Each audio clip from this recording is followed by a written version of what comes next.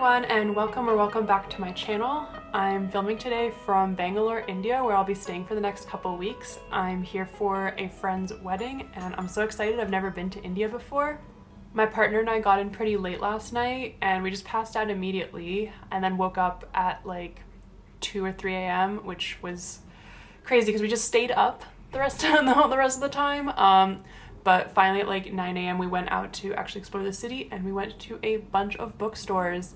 I was just kind of looking up. I'm a really bad like travel planner. I don't ever really think of like super specific places I want to go see, especially in countries that I don't know much about. But I did look up a few things about Bangalore and got some recommendations for bookstores. So we spent a lot of time there. And of course I bought a few books that I want to just like show you. I'm not going to go over them too much because I actually don't know what a couple of them are like super about, honestly. I've just seen them around or had them recommended.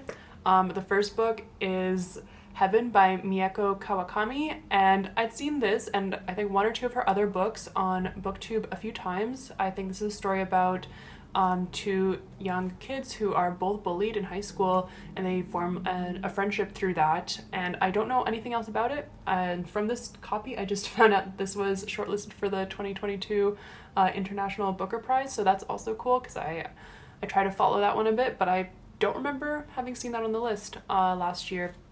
But very cool, I'm excited to read it. One of the other books I bought is Whereabouts by Jhumpa Lahiri.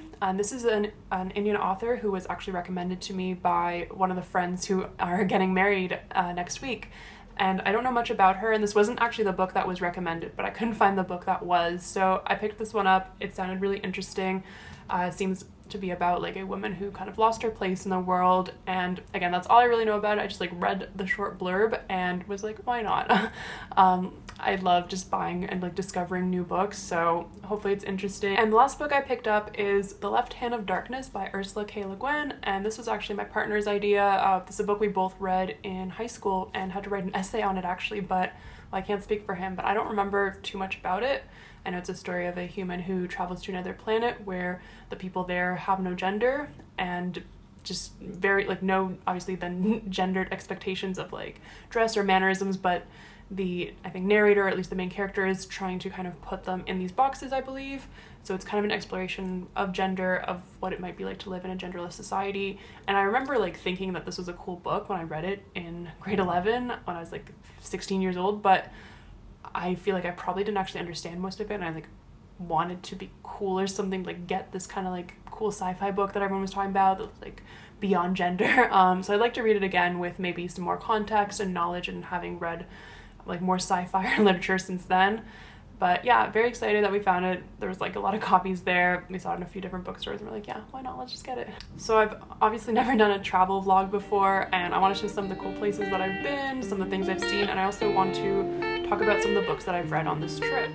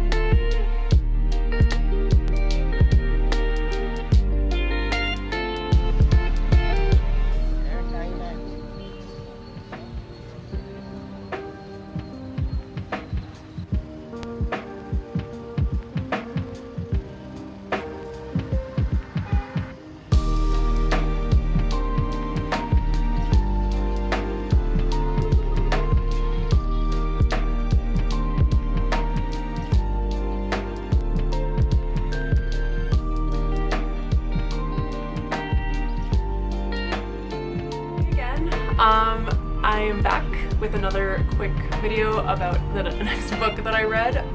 Still in India. I apologize if you can hear the honking. I'm staying in a pretty busy part of the city right now, and yeah, there's a lot of traffic here.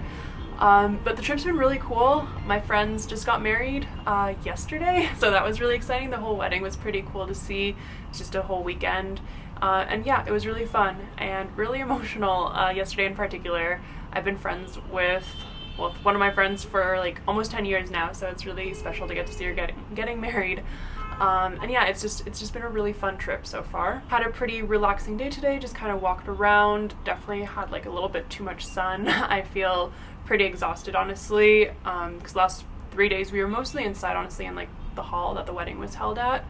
But yeah, today we were outside, went to an art gallery. It was really cool, but yeah, a little bit too much heat perhaps. I thought I could handle heat really well, honestly, but maybe that was just heat in Canada and not heat in India so much. But yeah, earlier in the week I finished another book called A Bit Much by Sarah Jackson, and this one was recommended to me by a friend. We both read Everyone in This Room Will Someday Be Dead by Emily Austen, and we both really liked it, and so she recommended me this one, saying it was a little bit similar, and there definitely were a lot of similarities. I can see why she recommended it to me, and I really enjoyed it overall.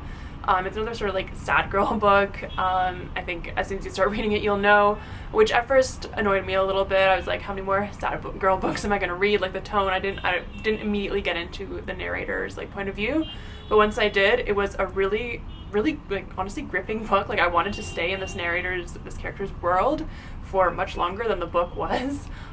It follows Alice, who's a 24-year-old who just graduated from university, and she kind of wants to be a writer, but she doesn't write a lot. Very #relatable, honestly. Compares herself a lot to her friends. She feels like a lot of her friends are a lot more successful than her, but she also has a friend who is battling a very serious illness, so she's visiting her in the hospital a lot, and I think she sort of feels responsible, like wanting and needing to see this friend. I mean, partially because they are best friends and they've been best friends for a very long time, but also because, I don't know, she's a little bit scared to step away from that for too long, so she's kind of putting a lot of other things about her life on hold, not really trying to get a serious job, not really wanting to date, but she does eventually meet someone who she becomes surprisingly interested in and begins a sort of relationship with this person, and that becomes kind of interesting as well, seeing her navigate that, because she's a little judgmental. She's also very like hesitant and anxious, and just, I don't know, that she feels like she deserves a very good relationship. She's never really had a serious relationship before, but her sick friend, all her friends are kind of trying to tell her to go for it. But again, she is jealous of some of her friends who have better jobs, better relationships than she does. I mean, she has a couple like kind of shitty friends, honestly, and a couple really good friends who still stand by her, despite everything that's been going on. But yeah, it's a really interesting book. Focuses a lot on different kinds of female friendships, both the seemingly like healthy, good, and supportive female friendships, and the kind of ones that are sort of the opposite of that. I think the one thing I really didn't like about this book is, honestly, its very abrupt ending. A couple things happen like 20 or 30 pages before the end of the book and never really get resolved, and I didn't mind that these things happened so much, just that they just happen, and you never get a very satisfying like resolution or conclusion to them.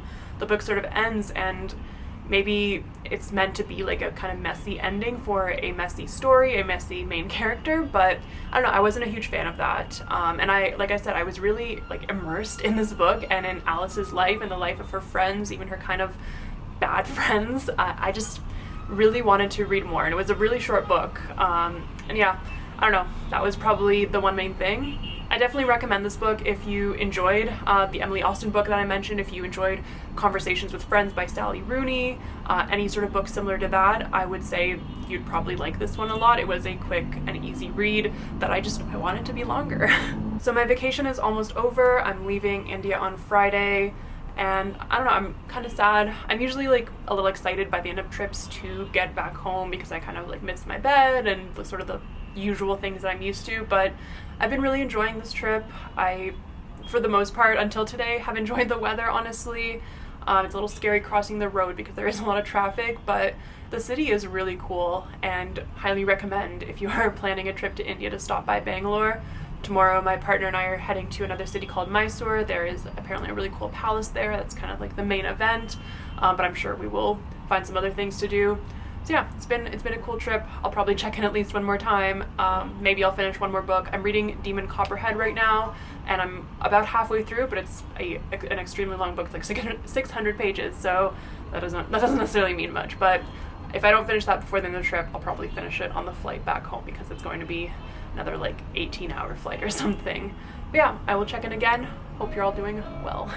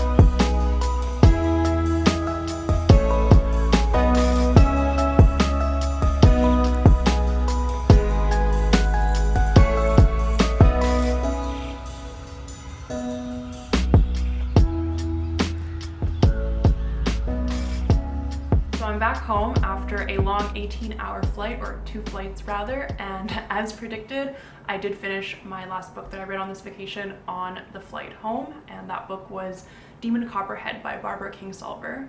So this is a very long book. This book was like 600 or so pages, I believe. I was reading it on my phone on the Libby app, so I'm not sure how long the physical book actually is, but I know it's a really thick book. And it did take me quite a while to finish. Of course, that was partially because I was on vacation, I believe. I didn't have as much reading time, but I also just wasn't super excited to read it at any point, unfortunately. And I have like quite a few thoughts. So I haven't read David Copperfield, which it is based on, and I don't know too much about that book, except that apparently Demon Copperhead is quite similar to it, and perhaps I might read it one day.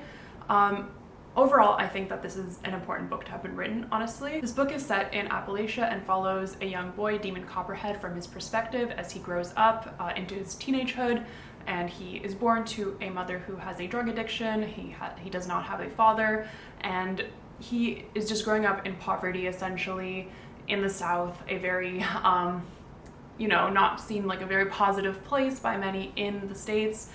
And yeah, there's a lot of tragedies that befall him in his life. He also becomes addicted to drugs at one point after an accident, and so do a lot of like people in his like his friends and partners. So there are a lot of sad things that happen in this book, but it was also like narrated in a way that made some of it quite funny. It was a very unique narration style that I feel like I haven't come across before. It's hard to explain. If you read the book, maybe you'll kind of know what I mean. Maybe not. Maybe it's not that like unique, but I really liked it. Like, it was funny, but I was never super excited to pick up and read this book. And again, maybe that was partially because I was on vacation. There was a lot going on. I was quite busy, but it just felt, I don't want to say like a drag, because it wasn't like a bad book or it wasn't unenjoyable when I was reading it, and I was curious to kind of find out what happens. But at the same time, I was never, like, when I had some free time, I just never really thought like, I need to pick this up right now. I mean, sometimes I did, but I don't know, there was not that sort of urge to do it. Whereas when I was reading one of the other books, A Bit Much by Sarah Jackson, that I talked about earlier in this video, it was a much shorter book, but this was a book that I was very excited to read. And whenever I had some free time, I picked up this book. And that was just not the case for Demon Copperhead. So this book is shortlisted for the Women's Prize for Fiction this year. Perhaps it will win, so I'm glad I read it. I only have 4 more books to read, actually. 2 of them are 2 others that are shortlisted, so I hope to get those done before the prize is announced.